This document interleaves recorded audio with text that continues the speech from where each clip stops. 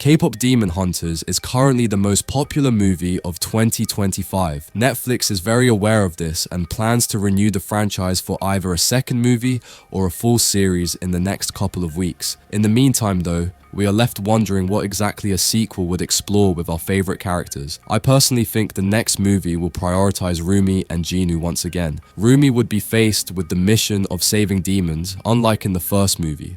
Some fans expected that to be a setup for her to help them and fix the Honmoon, but instead, the themes that were explored were Rumi finding her voice, being honest with herself, and friends. We also can't forget the fact that most of the demons were truly monsters and wanted to take the souls of civilians. We'd need to develop a smaller group of demons like the Saja boys, but possibly bigger, like a small society, fighting back or something in the sequel. We need to feel sympathy for them, since Jinu is the only one we would feel sorry for. The reason we still have the threat of demons entering our world can simply be explained that the Honmoon was never seen turning gold. This movie was rumored to be over 2 to 3 hours instead of the original 1 hour 30 minutes. It makes sense since there was concept art of Jinu and Rumi having an aquarium day ending with a kiss. It never made it to animation, but the fact that many criticized the movie ended too quickly, and leaving so many loose threads makes me believe that Netflix intentionally cut it short to make this story go into a bigger trilogy, or even a series, as I've mentioned. I believe we should get a series due to the rich lore, but at the same time we possibly should get a trilogy first, just in case they can't give us fans the level of animation quality we are used to from the first movie. We know Jinu gave Rumi his soul to defeat Guima, so he's right there with her in some capacity. Even Jinu's cat and bird are sitting on the Huntrix sign saying "come back," meaning if they are still around, Jinu is still alive. There's also another popular online fan theory that the souls of the cat and bird are actually his old family, and they've been with him the entire time, even though he abandoned them. They are also connected with Rumi due to the long line of hunters who saved them in the beginning of the movie. Also, we can't forget that she might be similar to Jinu in the end. What I mean by this is that Jinu might be a demon, but he's able to break free from the voices in the next movie and be untouchable from Guima's reach.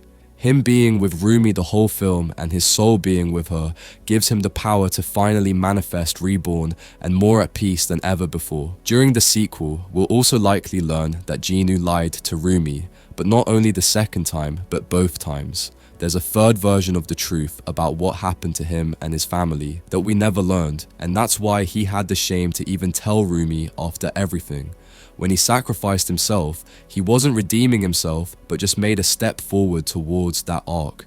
The next movie would finally bring things full circle with Jinu and also continue Rumi's story with her bloodline. As I've stated in a short about the family tree, I believe it was Rumi's mother who was actually the demon and not her father. I suggest watching that short for more context, but I think the hunters aren't supposed to maintain the status quo, but rather establish a new version of the Honmoon, or a new way for demons to live with humans or separate. We might even see a situation where many more hunter-demon hybrids show up and the job doesn't fall to just the 3 girls every time. They did finish off Guima, so many might even speculate that their main mission is done.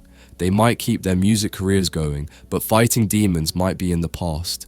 Regardless of what events take place, we also need to develop Mira and Zoe, as we learned about Zoe's people-pleasing nature and Mira being a problem child growing up. It's important to flesh these characters out way more, even if it's at the cost of Rumi and Jinu, since they'd likely get their stories continued in future projects. It's important to also note that Celine is likely not fully on board with Rumi's long-term plans in future movies. Maybe they won't fully fight, since Celine is Rumi's adoptive mother and she loves her, but a sort of civil war type conflict happens, leading to them being at odds with each other until maybe the Huntrix are proven right. Either way, it's clear there are a lot of unfinished plot lines that got cut or need to be completed. The official cast even stated they've given their pitches for future storylines, meaning everyone is super passionate and ready to go. But what do you think of the sequel? Are there any plots I missed that you think will get covered? Write them below, and thanks for watching.